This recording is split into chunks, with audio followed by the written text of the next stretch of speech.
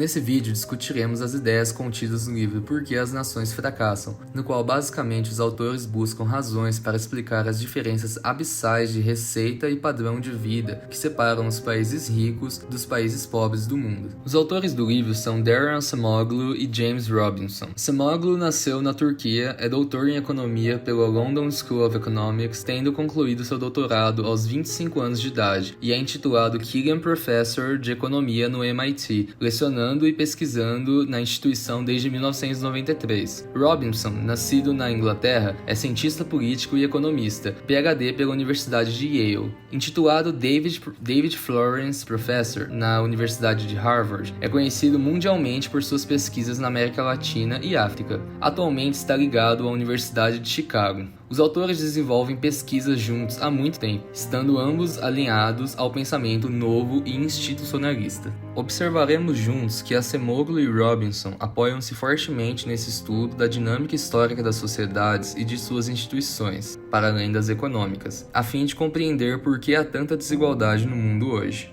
Agora, voltando diretamente ao livro, pergunto, por que algumas nações são tão ricas e outras tão pobres? Seria um problema cultural? Faltaria aos países pobres ética de trabalho e traços culturais necessários para prosperar? Seria então um problema climático, geográfico, solo infértil, falta de rios, doenças, pragas? Seria devido simplesmente a um passado de políticas e estratégias públicas equivocadas? Bons policymakers resolveriam o problema? Para alguns casos, justificativas nessas direções podem parecer convincentes, mas e no caso de Nogales, Arizona e Nogales, Sonora? Nogales, Arizona, fica em território norte-americano, fazendo fronteira com Nogales, Sonora. É uma cidade na qual se identifica o conhecido padrão de vida dos Estados Unidos da América. Lá, a população tem acesso a serviços públicos de qualidade como eletricidade, telefonia, sistema de esgotos, saúde pública, malha rodoviária interligando o país inteiro, e a população vê isso com naturalidade. Além disso, a população conta com segurança para seus negócios e habitações, garantia de lei e ordem e confiam em seu processo democrático. Existem problemas, existe corrupção e o Estado apresenta ineficiências, mas as instituições funcionam. Já Nogales, Sonora, fica em território mexicano, sendo uma cidade que apresenta precariedade na saúde, educação, serviços públicos em geral e uma grande falta de garantia da lei e ordem. Observa-se, por exemplo, uma alta taxa de mortalidade infantil, baixa adesão à escola, criminalidade elevada, corrupção, etc. Ou seja, bem o contrário do que se observa em Nogales, Arizona. Além disso, a renda familiar média é 1/3 da das famílias de Nogales, Arizona. As populações de ambas as cidades têm os mesmos ancestrais, dado que as cidades pertenciam ao México até 1853. Portanto, não há diferenças culturais entre as populações. As cidades fazem fronteira, compartilhando clima e geografia, não havendo explicações nesse sentido para justificar as diferenças gritantes apontadas. Por que então tamanha diferença? Para os autores, por conta das instituições. A população de Nogales, Arizona, tem acesso às instituições econômicas e políticas norte-americanas. E por que essa diferença entre as instituições? Nesse caso, devemos analisar individualmente a formação de cada sociedade quando se instalou uma divergência institucional. Os espanhóis foram de fato os primeiros europeus a ocuparem o solo americano, através do navegador Juan Díaz de Solís, no litoral leste da América do Sul, chamando o rio daquela localidade entre Uruguai e Argentina de Rio de la Plata, pois os habitantes locais possuíam prata, e fundaram uma cidade na atual localização de Buenos Aires. Mas a prata encontrada era do povo Inca, então os espanhóis usaram o rio Paraná como rota para chegar aos Andes, onde havia prata em abundância, travando pelo caminho inúmeras lutas contra os índios guaranis.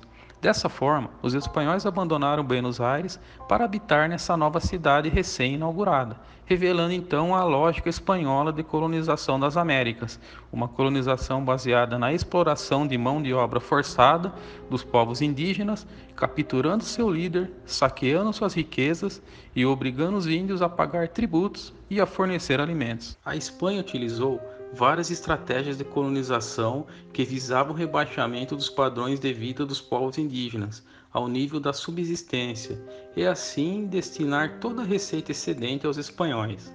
A encomienda, por exemplo, tratava-se da concessão de lotes de povos indígenas a um espanhol, chamado de encomendeiro. Os índios tinham que pagar ao encomendeiro tributos e mão de obra, em troca dos quais esse espanhol se encarregaria de convertê-los à religião cristã. As reduções, redução no significado literal, visava concentrar a população indígena em cidades para utilizá-la na mineração da prata.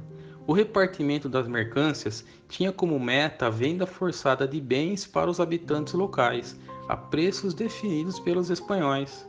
Embora, por um lado, essas instituições tenham trazido riquezas à coroa espanhola, por outro lado, ignoraram o potencial econômico da América Latina, transformando-a no continente mais desigual do mundo.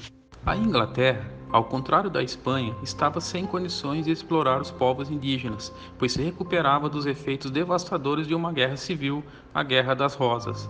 Mas em 1588, com o fracasso da Armada Espanhola, os ingleses deram início à colonização da América do Norte. Em 1607, sob o comando do capitão Christopher Newport, partiram rumo à Virgínia e adentraram a Baía de Chesapeake, subiram o rio e estabeleceram uma colônia naquele local, a Jamestown, em homenagem ao monarca inglês na época. Ao que tudo indica, os colonos ingleses não pensavam em lavrar a terra, pelo contrário, sua colonização tinha forte influência no modelo espanhol, ou seja, capturar o chefe local e usá-lo como meio de obter provisões e obrigar a população a produzir alimentos e riquezas.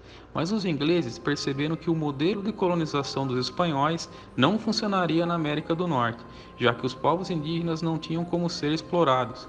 Então os ingleses resolveram explorar os próprios colonos da Jamestown. O sistema colonial inglês tinha como base as seguintes organizações: regime de trabalho rigoroso, mediante inovação trazida por Sir Thomas Dale, com a imposição de um regime de trabalho de rigor draconiano para os colonos ingleses, através da promulgação das leis divinas, leis morais e leis marciais. Sistema de concessão consistia em brindar cada colono do sexo masculino com 50 acres de terra e mais 50 acres para cada membro de sua família e todos os servos que uma família conseguisse levar à Virgínia. Os colonos ganharam suas casas e foram liberados de seus contratos. E em 1619 foi introduzida uma Assembleia Geral que efetivamente conferiu voz a cada homem adulto nas leis e instituições que regiam a colônia. Era o início da democracia nos Estados Unidos. Em síntese, à medida que a América do Norte se desenvolvia, lançava bases para a formação de uma sociedade elitista e hierárquica, mediante a dominação pela elite de uma aristocracia rural. Seguindo o tema Estados Unidos, vamos falar agora sobre a sua Constituição. Criada em 1787, ela dava autonomia aos estados norte-americanos a elaborarem suas próprias leis, não havendo assim a necessidade de um senso comum.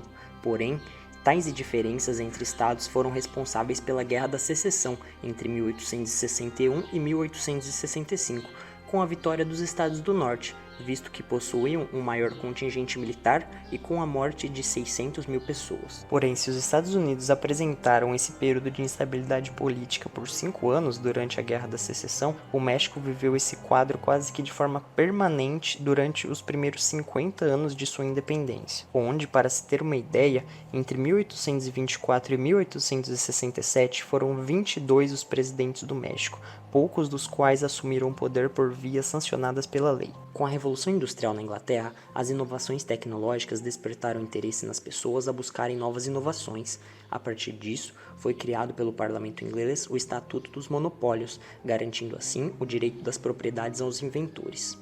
Com isso, as patentes foram responsáveis pela ascensão social de muitas pessoas, dando título aos Estados Unidos de país mais democrático do mundo.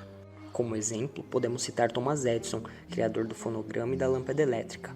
Vindo de família humilde, Edison era o mais novo de seus 7 irmãos e foi educado por sua mãe na sua própria casa mesmo. Porém, a pergunta que não quer calar é: como conseguir registrar tantas patentes se isso é um processo que demanda muito dinheiro e Thomas Edison vinha de uma família humilde? É aí que entra o papel de uma instituição econômica estar muito bem alinhada com a instituição política. O sistema financeiro bem articulado dos Estados Unidos na época foi o principal responsável por possibilitar o registro de uma patente. Para se ter uma ideia, durante o século XIX houve uma expansão bancária enorme, onde saltaram de 338 bancos em 1818 para quase 28 mil bancos um século depois. Com isso, outros potenciais investidores possuíam ao seu dispor o fácil acesso ao crédito, além de taxas de juros relativamente baixas, visto que existia uma enorme concorrência entre os bancos. Já no México, a situação era diferente, pois em 1910, para se ter uma ideia, ano de início da Revolução Mexicana, haviam apenas 42 bancos no país.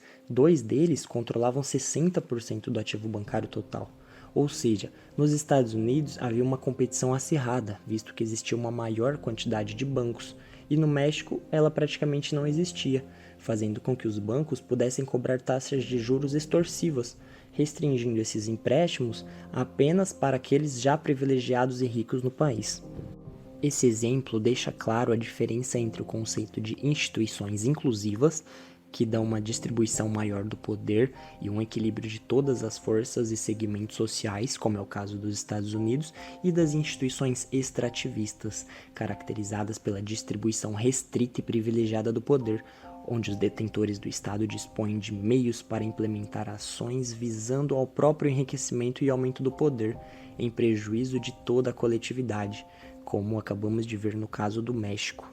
É claro que o talento individual é importante num processo de inovação, mas o sistema educacional americano permitia que homens como Bill Gates, Steve Jobs e Larry Page, por exemplo, fundassem empresas com facilidade, com a obtenção de empréstimos a baixas taxas de juros, como vimos anteriormente, devido à enorme concorrência entre os bancos. Ou seja, as instituições políticas asseguravam a estabilidade e a continuidade necessária a todo empresário, não havendo assim o risco de algum ditador assumir o poder e mudar tudo de uma hora para outra, por exemplo. O texto relata inclusive o caso de Gates, criador da Microsoft, onde em 1998 foi acusado de monopólio pelo Departamento de Justiça americano, pois a Microsoft havia embutido o Internet Explorer, seu navegador, no Windows. Os concorrentes acusaram a Microsoft de querer acabar com os outros programas de acesso à internet, como o Netscape, por exemplo, que era o mais utilizado na época. Depois de todo o imbróglio, ao final de 2001, a Microsoft chegou a um acordo com o Departamento de Justiça, onde foi condenada culpada, porém as penalidades ficaram aquém do que muitos esperavam. Segundo Gates mesmo, elas foram justas e razoáveis.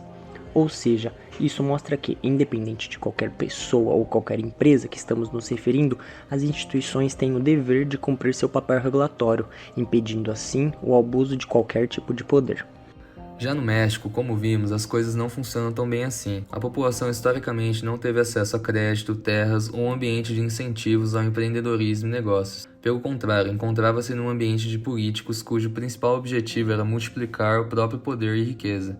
Carlos Slim, contemporâneo de Bill Gates, se tornou um bilionário no México, porém não através de inovação. A princípio, o fez através de acordos no mercado de capitais. Posteriormente, Slim fez, em 1990, a aquisição da Telmex, monopólio mexicano de telecomunicações. Detalhe, conseguiu comprá-lo embora não tenha feito a oferta mais alta e pagando com os próprios dividendos da Telmex. As instituições econômicas que tornaram Carlos Slim quem ele é são muito diferentes daquelas existentes nos Estados Unidos. No México, o empreendedor irá se deparar com licenças caras, burocracias, políticos e servidores dificultadores, setor financeiro concentrado, ou seja, barreiras à entrada institucionais. Essas instituições protegem os chamados, no popular, amigos do rei, como Carlos Slim, enquanto prejudicam a maior parte da população. Em 1997, a Comissão de Concorrência Mexicana declara que a Telmex detém substancial poder de monopólio. Slim utiliza o chamado recurso de amparo, que remete à Constituição de 1857, e o que deveria ser um instrumento de direitos da população é usado por Slim para se esquivar da igualdade perante a lei. Em uma tentativa de entrar no mercado dos Estados Unidos, Slim violou um contrato, foi processado, perdeu o processo e teve que pagar uma multa no valor de 454 milhões de dólares.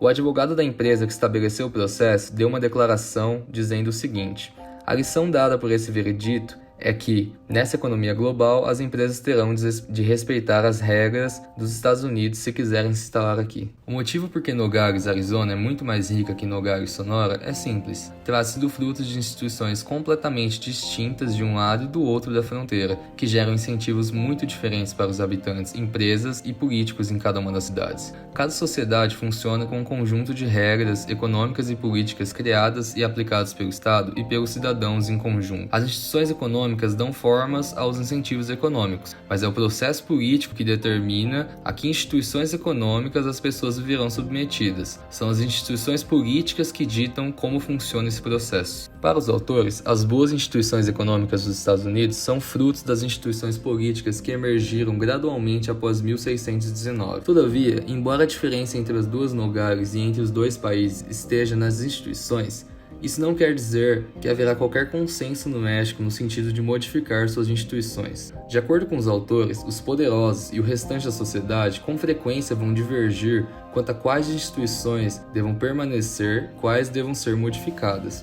Carlos Slim não gostaria nem um pouco de ver o desaparecimento de suas conexões políticas, nem a dissolução de barreiras para proteger seus negócios, por mais que o surgimento de novas empresas significasse o enriquecimento de milhões de mexicanos. Por não haver tal consenso, as regras que acabam regendo cada sociedade são definidas pela política. Quem detém o poder e como esse poder pode ser exercido. Carlos Slim tem o poder de conseguir o que quer. O poder de Bill Gates, pelo contrário, é muito mais limitado. É por isso que, para entender o processo, não se pode buscar respostas apenas na economia, mas deve-se analisar também a política.